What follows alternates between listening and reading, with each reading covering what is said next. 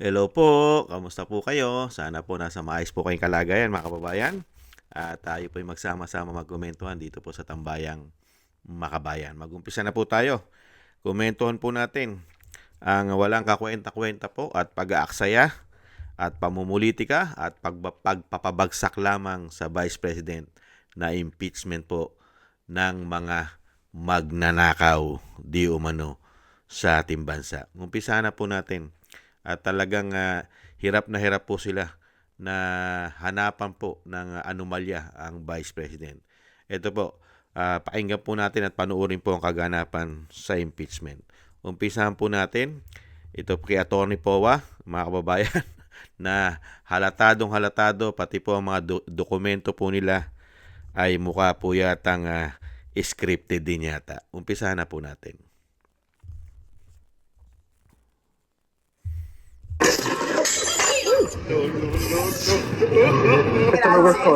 So upon consulting with my colleagues as well as the opposing counsel, the defense is willing to stipulate on the list of documents provided except for the acknowledgement receipts for the period covering December 21 to 31, 2022.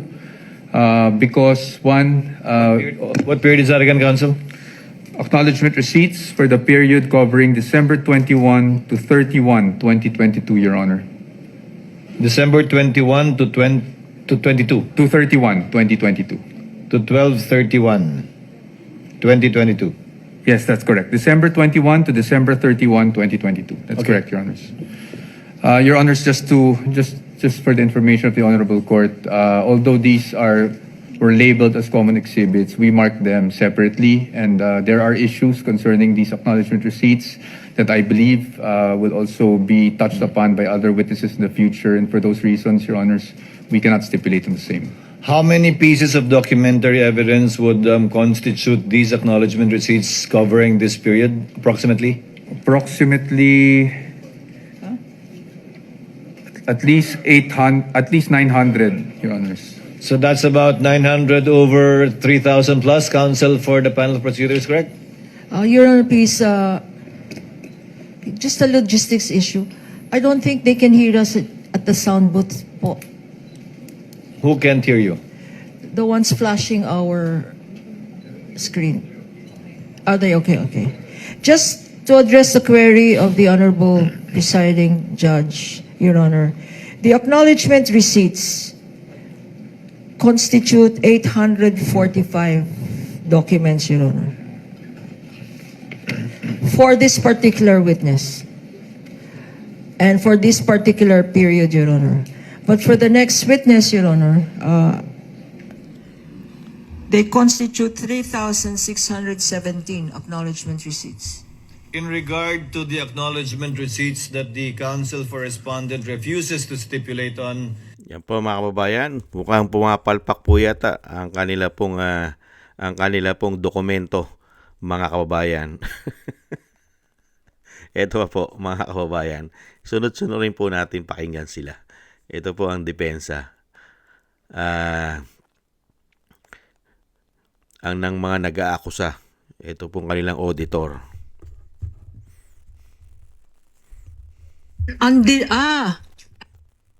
Hindi ba confidential yan kung saan drugstore ka bumili ng medicine? Um, hindi na hindi naman po siguro confidential pag mga kung ang pagbibilhan mo ay mga drugstore. Kasi ang confidential po mismo ay yung paggagamitan, hindi yung pagbibilhan. Magkaibang bagay po kasi yun. Yung mga grocery na binilhan ng mga sari-saring groceries at supplies, hindi ba confidential dapat ang mga pangalan ng grocery na yan? Hindi naman po kailangan maging confidential yung pangalan ng mga groceries. Katulad nga po ng sinabi ko, ang confidential ay yung paggagamitan, hindi yung pagbibilhan. At magkaibang bagay po kasi yun. Yung hardware stores na pinagbilhan ng mga tables and chairs tsaka desktop, hindi ba confidential yung mga pangalan ng mga hardware stores na yan? Hindi rin po necessarily na confidential yung pangalan ng hardwares Dahil yun nga po, hindi naman confidential yung pinagbilan, kundi yung paggagamitan ng kanilang pondo. Your Honor. At this juncture, Your Honor, may we With the permission of manifest... counsel for the panel of prosecutors, yes, what is the pleasure of Your the Honor, counsel may for we responding? move to strike out the responses of the witness to those questions as he's not competent and qualified to answer, especially since he is not pointing to any provision of the JC as to his opinion on whether confidential o hindi ang mga pangalan ng mga drug stores, ang mga pangalan ng mga sari-sari stores, Your Honors. I think that is beyond his competence, Your Honor, Tama. as an auditor. If I may respond, Unless, Your Honor, he can point to a specific provision in the joint circular. Your Honor, Counsel please... for the panel for prosecutors, Attorney Capuano may respond. Nakita niyo po mga tamay? Ito pong auditor. Ang trabaho po ito mag-audit. Hindi po ba? At talagang pinipilit po nila na ito pong auditor ay siya na rin po lahat ang nakakaalam pati po sa mga confidential mga kababayan. Doon po sa mga ginagamit po na mag-iimbestiga at pinaiimbestigahan ng Vice President na talaga pong ito po yung malaking problema po sa ating bansa. Dahil alam naman po natin, nung siya po ay naging nakakuha po at binigyan ng confidential intel fund, ay ginagamit niya po ito saan? Sa mga makakaliwa. Lalo-lalo po nung sa DepEd, sa mga estudyante na hinihikayat po, hindi ba bine-brainwash na sumapi sa kanila. Kaya nga nung siya po ay DepEd Secretary, nakabalita po ba tayo ng mga estudyante po ay nananaksak? Ang mga estudyante po ba, mga kabataan, namamaril nung siya ay DepEd Secretary? Hindi po ba naprotektahan? Ito pa po mga kababayan. Ang ginagawa po nilang pag-audit, katulad po nitong kanilang auditor, ay selective po. Pumipili lang po sila ng i-audit nila. Isang damukal po ang may confidential intel funds sa gobyerno. Pero tanging Vice President lang po ang i-audit nila. Ito po mga kababayan. Selective. Ibang klase kayo. Halatado. Ang naging mga vice presidente po since I assume with ICFAO in 2014 ay sa ating Vice President Binay at si dating Vice President Leni Robredo at yung ating incumbent Vice President po na si Sara Duterte. So, tatlong Vice President, Vice President Binay, Vice President Robredo, at Vice President Sara Duterte. Sino-sino sa kanila ang inaudit mo tungkol sa confidential funds? Ang buhat po nung nag-assume ako nung 2014, tanging si Vice Presidente Sara Duterte lang po yung aking na-audit na may Bakit, confidential fund. Bakit, Mr. Witness? Bakit Vice President Sara Duterte lang ang inaudit mo ng confidential funds? Dahil po, since nung nag-assume po ako ng 2014 sa ICPAO, wala pong naging appropriation for confidential funds si dating Vice President Binay at si dating Vice President Robredo. Tanging si Vice President Sara Duterte lang po yung nagkaroon ng appropriation for the confidential funds. And in the same period of time, 2014 to 2024, kasama ba sa mga national agencies na minention mo ang Department of Education? Yes, ma'am. And during this period, 2014 to 2024, sino-sino ang mga secretaries ng Department of Education? Sa pagkakaalala ko po, ang mga naging DepEd secretaries po ay dating Secretary Luistro, dating Secretary Briones at ang ating Vice Presidente in her concurrent capacity as the DepEd Secretary during that time po. At sino sa tatlong ito? Sino-sino sa mga secretary ng DepEd ang inaudit mo for confidential funds? Tanging si Vice Presidente Sara Duterte lang po as the DepEd. Nakita niyo po mga tambay? Selective. Sa dami po ng humahawak ng confidential fund, tangi ang Vice President lang kailangan lang i-audit. Dahil wala raw pong confidential intel fund, itong mga binabanggit daw pong si Binay, saka si Robredo.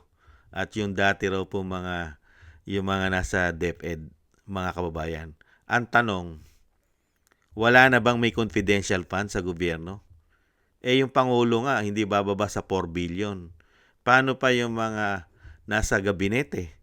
Paano pa yung nasa ahensya? Katulad po ng DOJ, Ombudsman, DILG, PNP, AFP. May mga confidential intel fan yan. Pero hindi po nila ino-audit yan. Tanging sa Vice President lang, mga kababayan. Kasi siya po ang kailangan pabagsakin. Hindi po ba selective? At syempre po mga kababayan, ito pa po, yung sinasabi po nilang si Piatos ay na sinasabing Mary Grace Piatos. Ito po.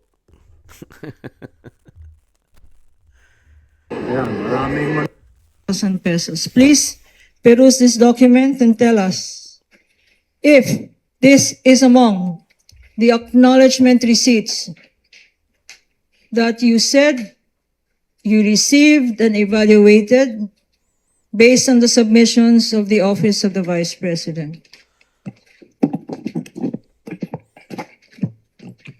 This AR po is among the acknowledgement receipts submitted by the OBP to ICFAO. Okay.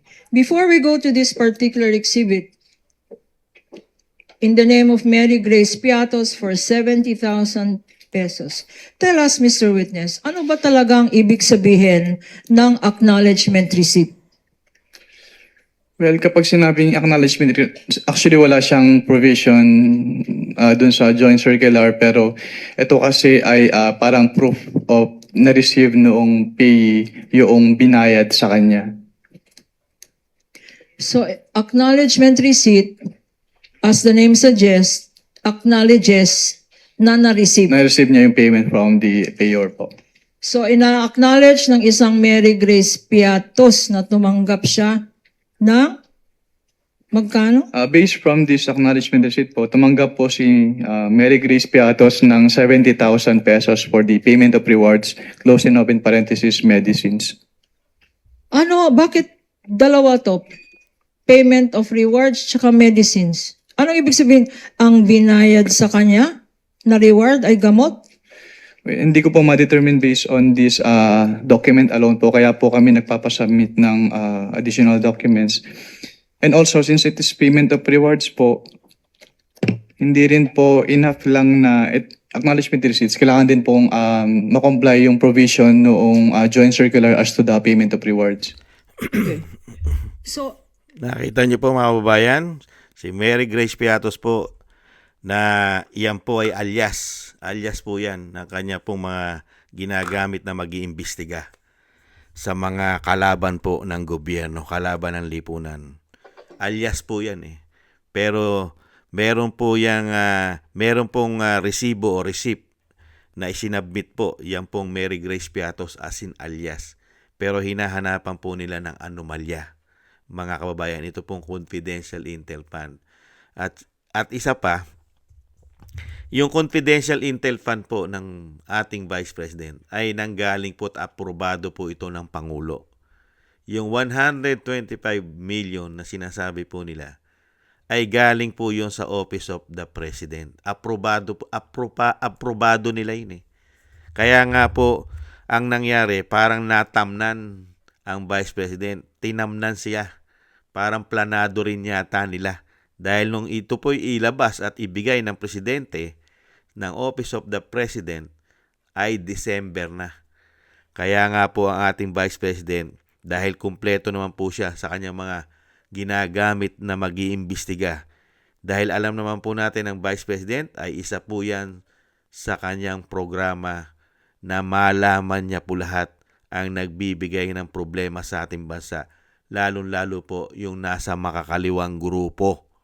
Gagamitan niya po talaga yan ng confidential intel fund para po malaman niya kung sino-sino po ang nagpapahirap ng mahigit 50 years na sa ating bansa, lalong-lalo po sa ating mga anak, sa ating mga kabataan na nilalaso nila ang utak at bine-brainwash nila para masapi o gawin nilang enforcement sa ating lipunan sa mga murang edad.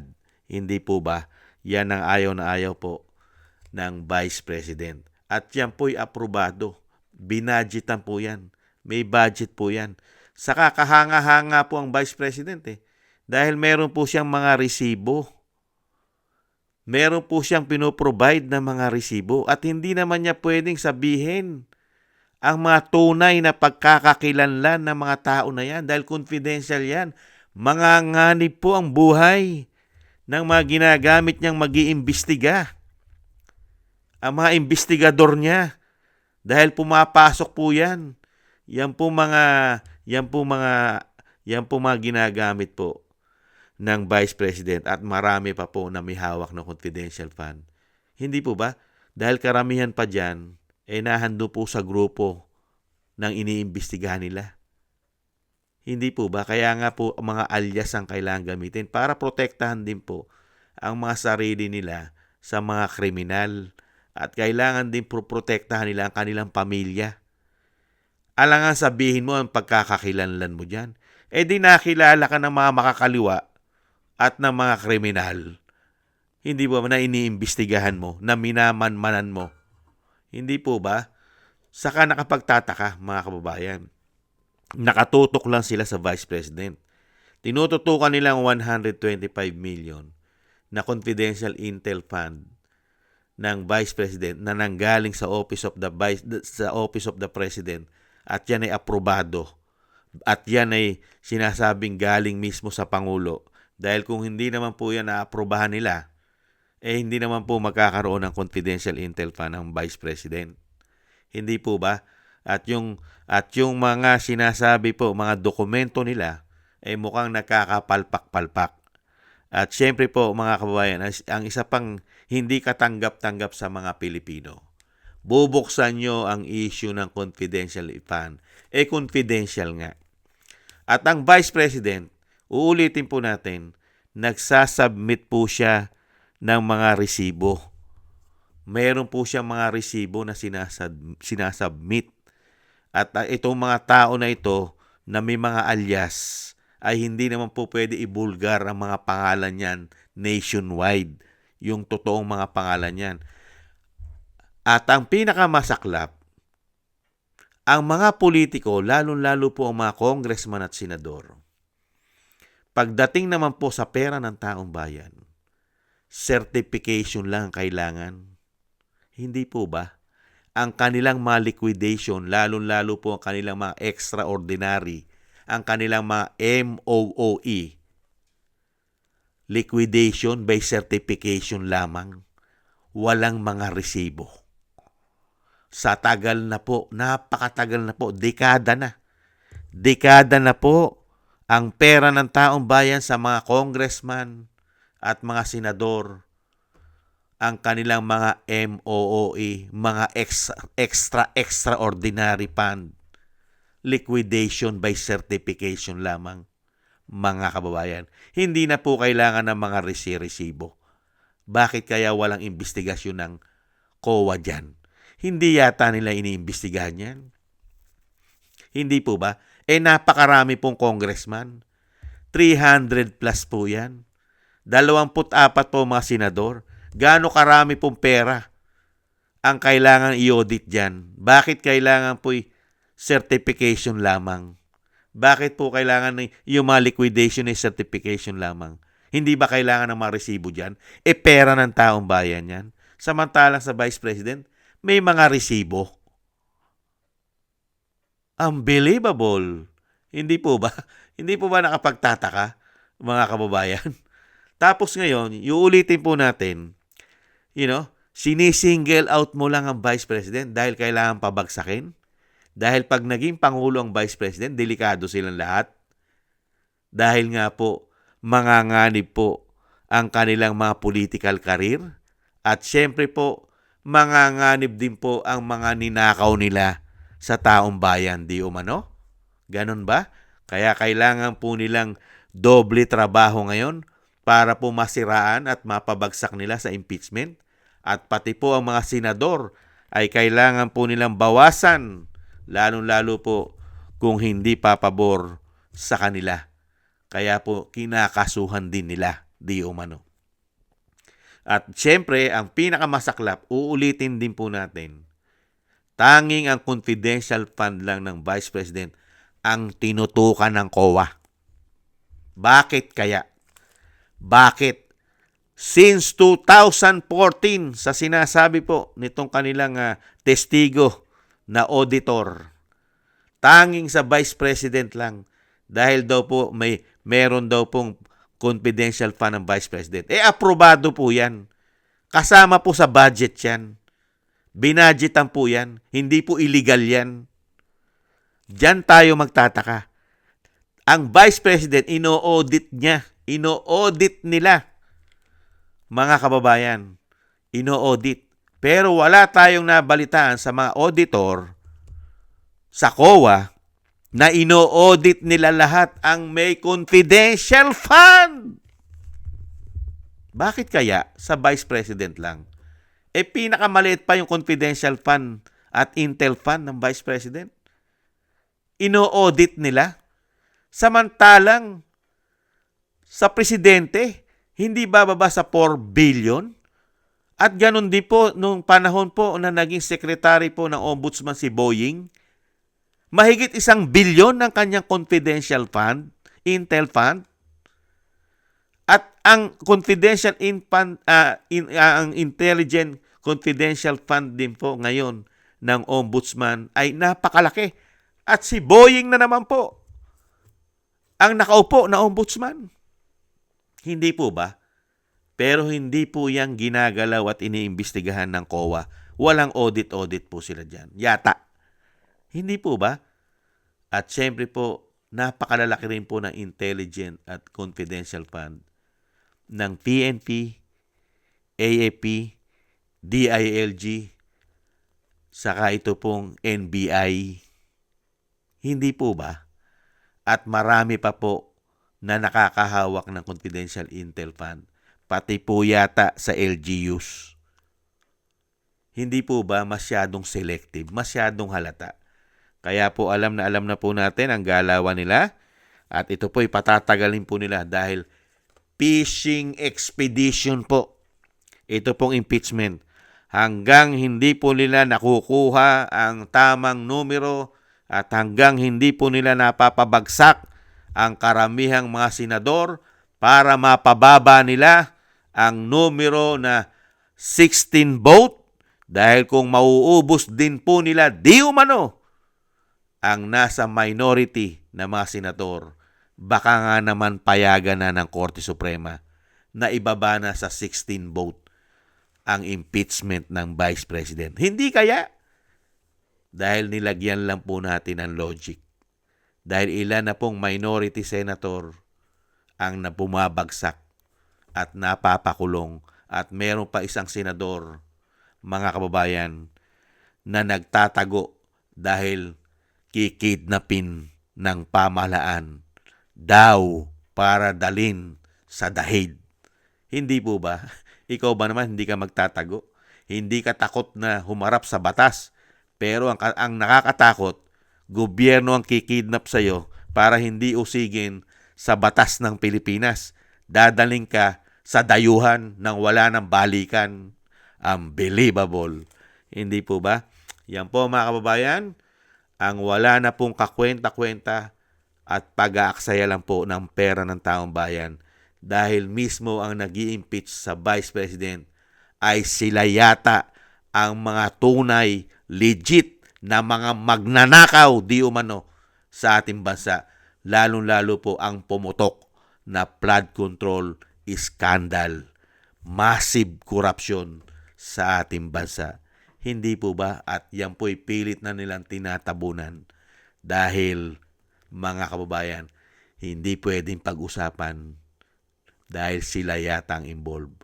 At syempre tayo po'y manalangin at magdasal na mabigyan po tayong muli ng isa pong Duterte sa pamahalaan nang makamit naman po natin ang kino-cover up nila ng mga korupsyon na wala pong mapapanagot na malalaking ulo at mga lupin sa panahon ng binagoongang Pilipinas. Kaya umaasa po tayo sa isa pong Duterte na kaya po nilang panagutin ang mga lupin at isang damukal na buhaya sa ating bansa. Maraming salamat po mga kabayan sa inyo po mga suporta at dasal na maingatan po ang pamilya Duterte at ang ating Vice President na pilit po nilang pinababagsak. Thank you po sa inyo. At thank you rin po sa mga nakagusto po ng Tambayang Makabayan sa YouTube at TikTok. At ganoon din po sa inyo pong mga nagko-comment, like, share, and subscribe at patuloy na susubscribe. Shoutout po sa inyo lahat. At syempre po, shoutout din po sa inyo lahat sa mga nagbibigay po ng tulong at biyaya. Maraming salamat po. At God bless po sa inyo lahat. Muli po mga kababayan, taste lang po tayo at ingat-ingat po. Bye-bye!